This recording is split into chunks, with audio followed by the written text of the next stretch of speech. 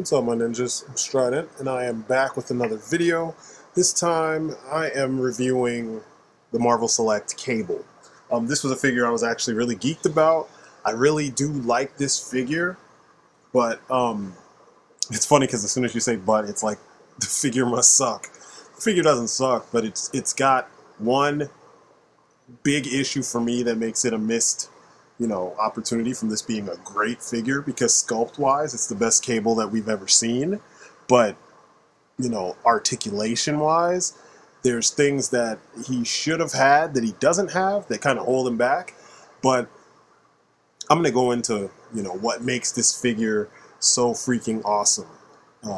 For those of us who can stomach the figure with its shortcomings.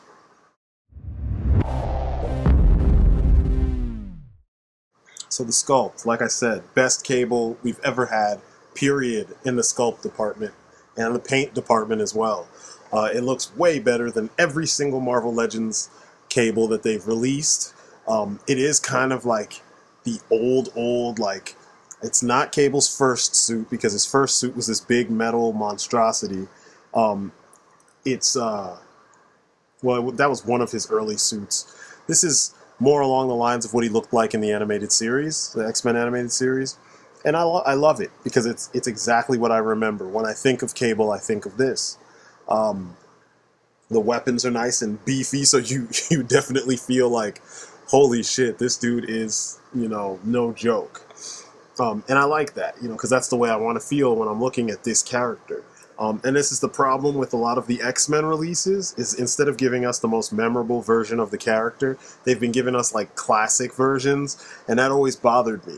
Cable is one of those characters where, even though he's been around for a long time, his he came into prominence with a specific look. Now, I know people will debate about when he came into prominence, but I want to say, like, for the majority of us, it was like late 80s, early 90s, when he was, kind of with X-Force, not necessarily the New Mutant stuff, because that was kind of the beginnings for the character, because, that's where he first showed up. But every little detail, though, is, you guys know what to expect from Marvel Select. It's almost pointless for me to really go on at any length about, the sculpting and whatnot, because it's Marvel Select. They're usually on point.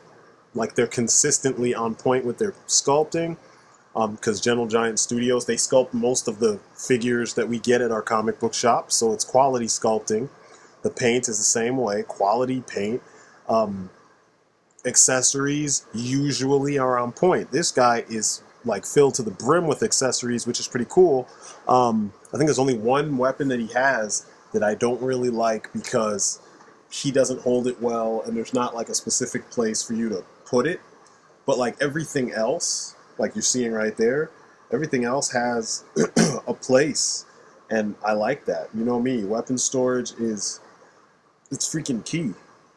Yeah, he does not disappoint when it comes to weapon storage. A lot of people bitched about posing the guy, and I'm gonna get to this more in the articulation section. But he's not impossible to pose.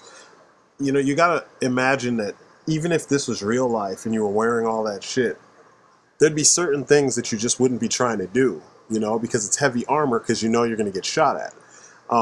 He's carrying giant guns because he knows he's gonna get shot at, and he needs to be able to hit back hard. He's not wearing, specialized armor so that he can Jet Li a motherfucker or Jackie Chan a motherfucker and, still be protected like Batman or something. Like, there's a completely different feel to this guy's armor. It's kind of like when you compare, like, your Mad Max type shit to like medieval, armor and stuff. Like the characters in those worlds, they're wearing different types of armor for different, reasoning. Different situation, different results. And, that's kind of how this seems to me. I dig that aesthetic, and I always did, which is what made me even want this guy, a figure of this guy. I like the fact that he is a big character, which you'll see him next to the Marvel Legends Bishop, he's supposed to be a big guy, and Bishop is a big guy, so it's kind of cool to see the two of them face to face and see how they actually made them kind of scale up properly. You know, I didn't expect that. I actually thought they were going to be a little bit, more, off as far as scale goes. Um, Cable's tall, though. He's really tall.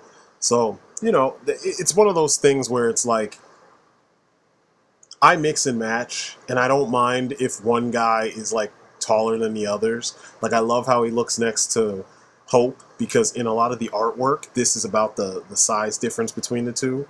I mean, he's big. That's what I need. I need a big, version of Cable, and that's what they gave us. If he's a little bit bigger than what he's supposed to be, it doesn't matter because he's bigger than Cyclops. I know sometimes they draw Cyclops and him about the same height and whatnot, but most of the time, Cable is a ginormous dude, and I like that, and that's the way I picture him, so I have no problem with the size difference. I love that he looks like Ron Perlman, like a straight steroid-induced Ron Perlman, and that is just awesome. I mean, if ever they could do a a Cable in one of the X movies, it'd be awesome if they got Ron Perlman to play him. Or Stephen Lang. You know what I mean? Stephen Lang was Miles Quaritch in Avatar. But anyway, enough of my movie, information. This gun I don't like for him because he doesn't hold it well, but she holds it fine. So I gave it to Hope. No problems there.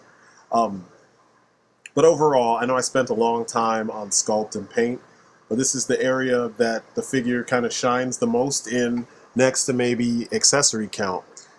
It's a masterfully sculpted and painted figure, plain and simple. He fits with everything. He outshines your Marvel Legends as far as paint and sculpt. I mean, big surprise. This is what Marvel Select is all about, right?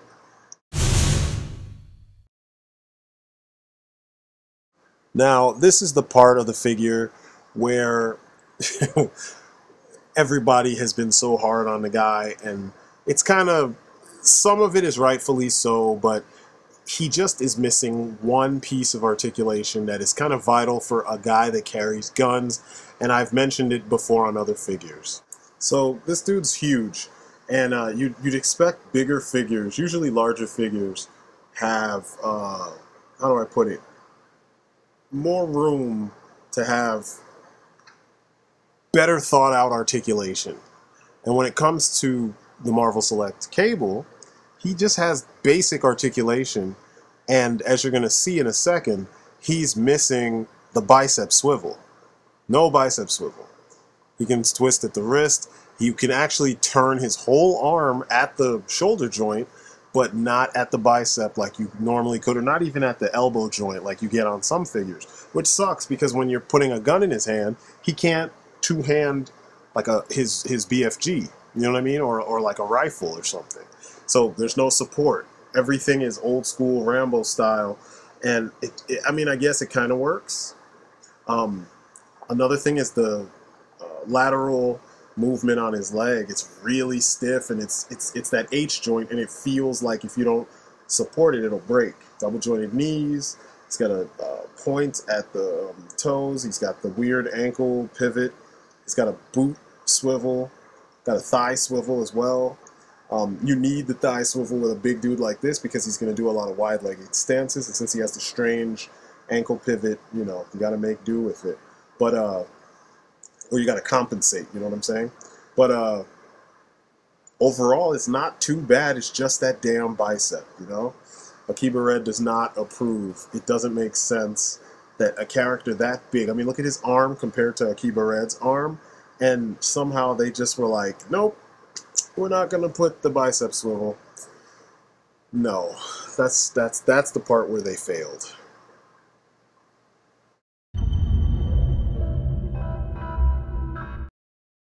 Now, on a positive note, his accessory count is pretty nice. He comes with a lot of weaponry. And I mean, Cable is a character who is constantly shifting weapons, having Gray Malkin send him all kinds of different weapons for different situations. And, you know, it wouldn't be a good figure if he didn't kind of have some of that stuff. And he does. I mean, he's got everything from a knife to the freaking BFG. So I'm really happy with the weapon count. One of the weapons is kind of like an extra, you know, if you just don't want to use, you know, the double plasma pistols, you can use, you know, the smaller pistol, and it comes with a holster that fits inside one of these big holsters. It's kind of weird, but, you know, it's extra, and it works. The two plasma pistols can sit on his, in those two sheaths, or holsters, with no problem. They fit perfectly. They just look huge. The knife fits in on his back, which you'll see in the next slide. And as I just said earlier, the smaller pistol and its holster fits inside of the bigger leg holsters. You can use it on either side, no problem. I almost wished it had a peg so you could just put it somewhere else, but whatever. This is the sheath for the knife. Very nice, very snug. You don't have to worry about the knife falling out.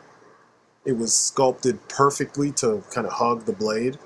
And, you know, that's really all you need to know as far as his weapons go and where you put them. The BFG, it's a BFG. I mean, this thing is massive. It looks like this is the weapon he pulls out when he is done playing with people, which I doubt he's ever really playing with people, but it's like, it's sick. And it reminds me of the Viper Beam, or the Viper from Marvel vs. Capcom 2. And, I mean, shit, they have so much to draw from, it could just be a different version of the same weapon. But I like it. Even if you don't like it for him, you could use it as a freaking cannon for your Power Rangers or something. It's that massive. I love it. It fits him perfectly. It's large for him, but it's in his hands, it doesn't even feel as big as it actually is. You know what I'm saying? In proportion to him. It's still large though. I don't know. God, it's a beautiful weapon. I love it. It makes me really happy that, you know, this was one of the things they chose to, you know, add in the package with them. The gun itself is almost as tall as he is. So imagine if you give it to someone else that's like regular 6 or 7 inch scale, or probably 6 inch scale, you're going to have a massive weapon, like super massive weapon.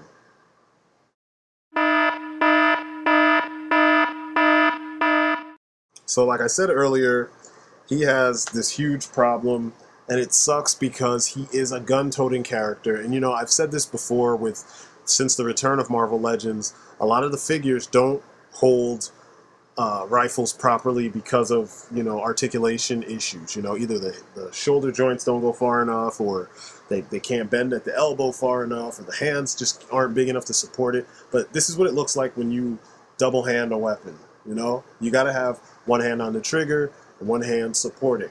I've mentioned this, and I've done Joe videos where I explain this, and this is the way it's supposed to look. They got to be able to look down the sights or look down the length of the gun.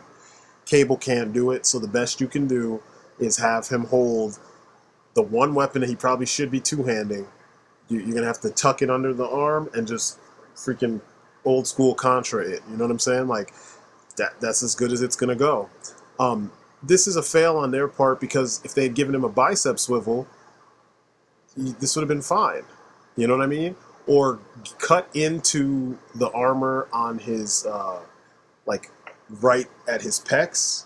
You know, kind of pull that stuff in a little bit so you could give him more range of motion. Or make all the stuff underneath the shoulder pads a softer material. NECA would have done that. I don't know why they didn't do it. If it was DC Collectibles, they would have done that. I don't know why Marvel Select fell off and didn't do it in this case. It's a fail. It's something to be aware of. It doesn't 100% detract from the coolness of the figure, though. So just be aware.